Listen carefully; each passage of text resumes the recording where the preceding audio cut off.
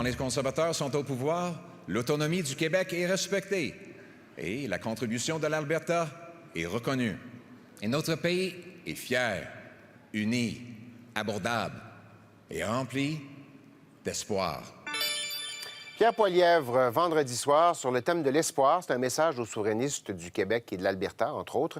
C'est l'un des éléments qu'il a abordé dans son discours aux militants pour les convaincre de lui accorder une seconde chance, ce qu'ils ont fait dans une proportion de 87,4 Peut-il dire donc que la page est tournée? Alec, Chantal, Michel, bonjour, bon dimanche. Bonjour. Alec, résultat peut-être un peu plus élevé que ce que la plupart des gens avaient même anticipé sur le parquet de la Convention. Est-ce que le score vous surprend? Pas vraiment. En fait, moi, on fait tous des paris un peu amicaux avec nos collègues, ceux qui sont là-bas, ceux qui sont ici. Moi, j'étais arrivé à une fourchette entre 88 et 91. Donc, moi, je suis pas mal dans ma fourchette. Pour des raisons, des raisons très simples. C'est-à-dire on s'était arrangé chez les conservateurs pour avoir un vote en présentiel à Calgary, donc où les militants de l'Alberta, de la Saskatchewan, de la Colombie-Britannique pouvaient se déplacer plus facilement. C'est la base conservatrice, elle est là. En Ontario, ceux qui auraient pu vouloir aller voter contre Pierre Poilievre étaient occupés dans le congrès de Doug Ford, parce que les conservateurs ontariens étaient aussi occupés. Puis au Québec, il y avait Éric Duhaime. Lui aussi, il partage beaucoup de conservateurs en commun avec Pierre Poilievre. Il était en congrès, lui aussi, dans le coin de Québec. Alors, évidemment, ça retenait bien des gens qui étaient peut-être un peu insatisfaits de ce qui se passe avec Pierre Poilievre. Les autres avaient-ils envie de payer 2 000 à 3 000 pour aller voter contre quelqu'un qu'on sait qui va gagner? Donc, moi, je m'attendais à ce que le résultat soit assez bon pour lui, ce qu'il a obtenu. Je m'attends pas nécessairement, toutefois, à ce que ceux qui sont mécontents ou résignés rentrent nécessairement dans les rangs, parce que j'ai l'impression qu'il y a bien des gens qui se disent « Bon, il a gagné cette manche-là, mais on verra pour la suite. » Oui, bon, j'accroche sur résigné, Michel. Est-ce que c'est un vote d'appui ou c'est une forme de résignation, d'après vous? Ben, il y a des gens qui l'appuyaient, mais il y a aussi des gens qui sont résignés. Écoutez, c'est un parti qui n'a pas toujours été chanceux quand il a changé de chef en plein milieu de la rivière. Et puis, à un moment donné, il y a de l'épuisement qui vient avec ça. D'autre part, Monsieur Poilievre a été élu avec une lourde majorité quand il avait eu son congrès au leadership. Il est aimé dans la base conservatrice. Ça ne changera pas, ça.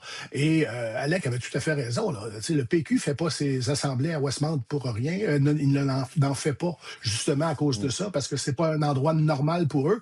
Il était sur son terrain. Alors, c'est la différence entre un bon vote de confiance et un excellent vote de confiance. Bon. Chantal, est-ce que ça calme la grogne? Parce qu'évidemment, il y a du monde qui, en coulisses, qui n'était pas satisfait du résultat puis qui sont encore pas contents du chef. Est-ce qu'on a tourné la page là-dessus? Ben, ces gens-là vont devoir décider de ce qu'ils font. 87,4 le chef s'en va pas demain matin et il n'y aura pas un vote au caucus pour lui montrer la porte. Ce serait difficile. La majorité des députés au caucus viennent des régions qui viennent de donner leur confiance à Pierre Poilievre. Ils vont pas se rallier à l'idée de soumettre son leadership demain matin à un vote. Alors, en clair, s'ils sont pas capables de vivre avec le résultat, ils peuvent faire une série de choses, ne pas se représenter aux prochaines élections, siéger comme indépendant, rejoindre les libéraux, ou rentrer dans le rang. Cela dit, le défaut du 87,4 il est exactement là. Les députés qui viennent de ces régions-là, les prairies, la Colombie-Britannique, ont des bonnes raisons de se sentir liés aux volontés de leurs membres. Mais ce n'est pas nécessairement la volonté des membres du Québec ou de la région atlantique qui se sont pas présentés pour voter. Donc, un député du Québec, un député de l'Atlantique qui se dit « je peux jamais me faire élire avec ce chef-là et je pense pas que c'est le bon chef », il trahirait pas ses membres en l'exprimant, dans la mesure où ses membres étaient pas là et n'ont pas donné leur confiance à Pierre Poilievre. Un mot aussi sur l'extrait de discours que vous avez passé, parce que ça survenait aussi dans la même section où M. Poilievre nous annonçait que quand les conservateurs sont au pouvoir, il n'y a jamais de crise d'unité canadienne. Là, j'ai eu une pensée pour le Bloc québécois, qui est né pendant le règne de Brian Mulroney, dont le règne a donné lieu au référendum de 95, pas parce que M. Mulroney voulait faire ça, mais parce que les 2 échecs constitutionnels consécutifs ont amené le Canada sur le bord de la rupture. Alors, si j'étais M. Poilievre, probablement que je me gardais une petite gêne sur l'idée que quand les conservateurs sont au pouvoir au Canada, la paix constitutionnelle règne d'un océan à l'autre. Bon. Alec, c'est intéressant, effectivement. Alec, M. Poilievre a envoyé le message dans son discours, puis ses stratèges ont dit aussi, on n'ajuste pas le message. Le message que M. Poilievre a livré aux électeurs, ça demeure le bon, l'abordabilité, tout ça, puis les gens vont le comprendre à un moment donné, puis ça va résonner. Est-ce que c'est la bonne tactique? Oui, bien, vous savez, il y a une expression qui dit qu'en s'entêtant à faire toujours la même chose, ben on obtient pas mal toujours le même résultat. Là. L'expression est plus raide que ça en réalité, là, mais on comprend où je m'en vais. Là. C'est de dire qu'à un moment donné, c'est sûr que si la recette n'a pas fonctionné, ça serait étonnant qu'elle soudainement elle goûte meilleure. Ça ne veut pas dire que les thèmes sont pas nécessairement intéressants et porteurs. Je veux dire, il s'est mis sur le radar, Pierre Poilievre, en parlant du coût de la vie, la difficulté d'accéder au logement, d'avoir un avenir plus difficile pour les jeunes. Et on le voit, les conservateurs ont une base quand même jeune. Il y a beaucoup de jeunes qui votent conservateurs, qui votent pour Pierre Poilievre parce qu'ils aiment ce message-là, ils aiment le style, ils aiment le fait qu'il soit présent sur les réseaux sociaux, le côté très abrasif. C'est en phase avec notre époque, ça, cette façon de faire de la politique-là. Le problème, c'est que ça plafonne à un moment donné. Et on l'a testé aux dernières élections. Et ce plafond-là, il est autour de 38 à 37 à 40 % dépendamment des sondages et de l'époque de l'année. Or, devant un Mark Carney très populaire qui rallie des électeurs des autres partis d'opposition, c'est pas suffisant pour gagner. Alors, est-ce qu'on change la recette en espérant aller chercher le 5-6 % qui nous manque? Ou est-ce qu'on espère que Mark Carney diminue? Là, à ce moment-là, on ne contrôle pas ce volet-là. On espère que l'autre chef se plante. C'est toujours risqué en politique. Donc, il faudra voir ce qu'ils vont faire, mais moi, je n'ai pas l'impression pour l'instant qu'ils ont envie de changer de tactique. Puis on verra si ça donne les mêmes résultats que les précédentes élections. Chantal, vous devez réagir. Oui, il y a une expression en anglais, one trick pony. Ça, c'est un petit. Il ne réussit pas à faire d'autres prouesses que dans un seul acte. Et on est un peu là-dedans. Alors, si M. Poilievre veut s'en tenir, son discours, en passant, était un très bon discours. De façon générale, c'est pas parce qu'on prenait quand même certaines entorses et raccourcis avec l'histoire canadienne que ce n'était pas un bon discours qui était vraiment bien livré, j'ai trouvé.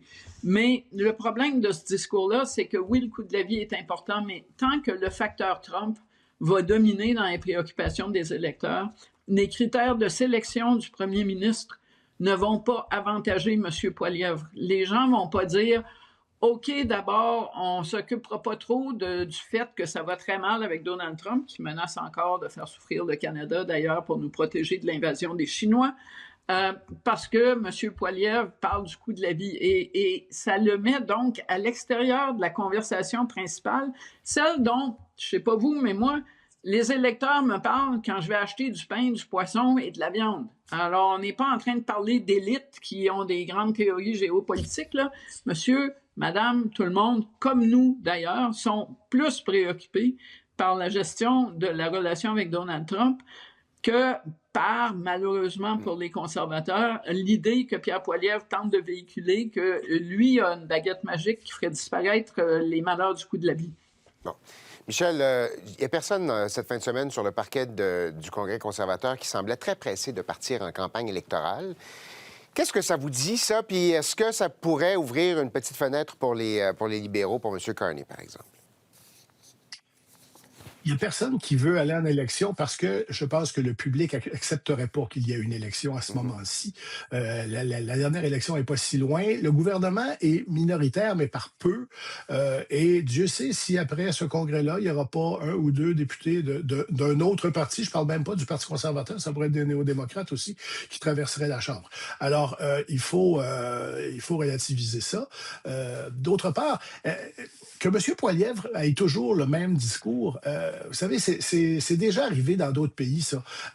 Ronald Reagan a toujours eu le même discours pendant 20 ans. Il a fini par être élu président des États-Unis, puis là, les gens ont dit « Oh mon Dieu, qu'il a un bon discours ». Ça fait 20 ans qu'il le faisait. À un moment donné, le désir de changement arrive, mais moi, je sens pas ce désir de changement-là face au gouvernement libéral actuel. Alors, M. Poilievre va devoir, à un moment donné, ajuster un peu son message, parce que s'il prend toujours le même résultat, évidemment. Pas certain que M. Poilievre a 20 ans devant lui là, pour ajuster Non, le non. discours ou pas. On va sauter... On va sauter au Québec parce que je veux vous entendre. Le Ferme Léger, Journal de Montréal, sondage qui a été publié hier, qui regarde un peu ce que la CAQ ferait comme performance si Mme Fréchette ou M. Drainville étaient là. Mme Fréchette s'en sort très, très bien. M. Drainville tire le parti plus bas que ce que M. Legault offre comme performance. Alex, je veux vous entendre là-dessus. Qu'est-ce que ça vous dit, ça? Ça ne nous dit strictement rien pour la prochaine élection générale, mais ça nous en dit beaucoup pour la course à la direction de la CAQ. Parce que les militants regardent toujours avec grande attention ce type de sondage-là. Parce que, c'est des militants, ils aiment leur parti, puis ils veulent gagner, ou du moins, ils veulent qu'ils soient compétitifs, puis avoir une chance d'être dans la conversation. Ça fait toujours cet effet-là dans toutes les courses à la direction. Souvenez-vous de Jean-François Lisée à une certaine époque, souvenez-vous de Pablo Rodriguez ensuite. Ça fait cet effet-là. Les militants regardent qui performe le mieux, qui a le plus de chances de les garder au pouvoir. Ils ne prévoient pas beaucoup à l'avenir, les militants. Ils n'investissent pas dans un poulain pour dans 2 ou 3 élections. Ils veulent des résultats rapides.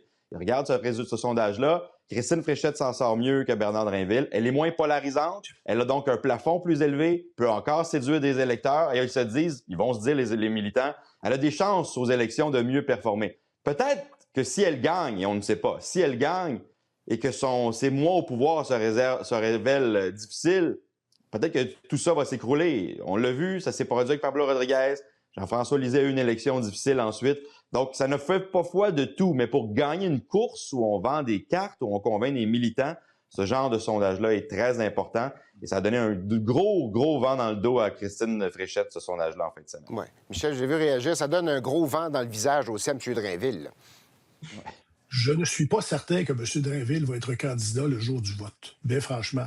Les appuis ne sont pas là. Le sondage est très mauvais. Et M. Drainville, souvenez-vous, il y a une dizaine d'années, quand il avait été dans la course contre Pierre-Carl Pellado, à un moment donné, il avait été extrêmement lucide. Il avait dit, écoutez, le parti veut pas ça. Je le vois, donc je me retire. Il avait déjà fait ça.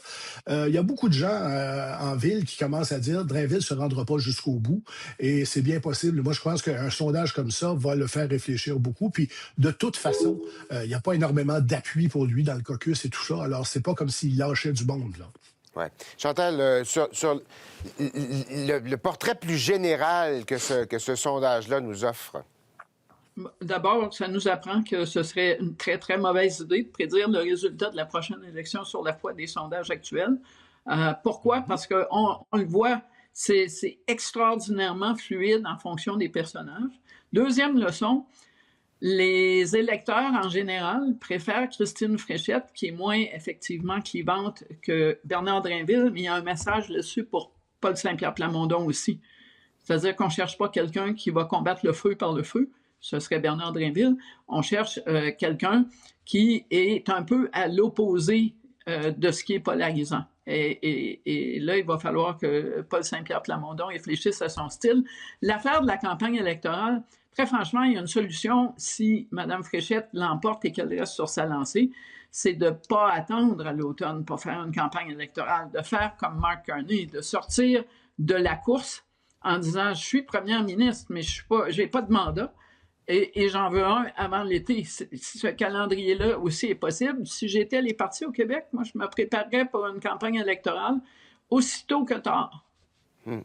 D'ailleurs, l'année dernière, je me souviens d'un stratège libéral qui avait dit la pire erreur qu'on pourrait faire après le leadership quand M. Carney a été élu, c'est de prétendre vouloir gouverner jusqu'à l'automne. Et d'ailleurs, il avait relancé, il était parti en campagne électorale rapidement. Est-ce que ce que vous avez vu, Alec, dans le Journal de Montréal hier, ça vous fait penser qu'il pourrait y avoir une campagne ce printemps?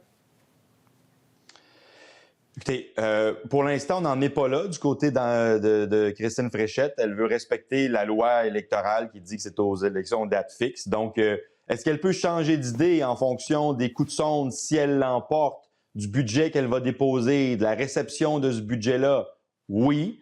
Les échos qu'on en a actuellement, c'est que ce n'est pas dans le plan si elle gagne. Elle veut aller jusqu'en octobre. Mais la politique est imprévisible. À ce moment-ci, elle n'a même pas gagné encore. Alors, je ne peux pas vous dire ce qu'elle va faire. On en reparlera au printemps. Oh, voilà, une étape à la fois. Je vous ai vu réagir, Michel, rapidement. Il faut aussi penser dans quel état est la CAQ comme parti politique. Et c'est vraiment ça le problème. Est-ce que l'argent est là? Est-ce que l'organisation est là? Et la réponse, c'est aucune de ces réponses. Le parti a de la misère actuellement. Alors, ce serait bien difficile de se lancer en élection tout de suite. Il faudrait au moins donner le temps de regarder les coffres. On verra ce que ça va donner. C'est tout le temps qu'on a, malheureusement. Alex, Chantal, Michel, merci d'avoir été là. On se retrouve dans quelques semaines. Allez, au revoir. Au revoir. Au revoir.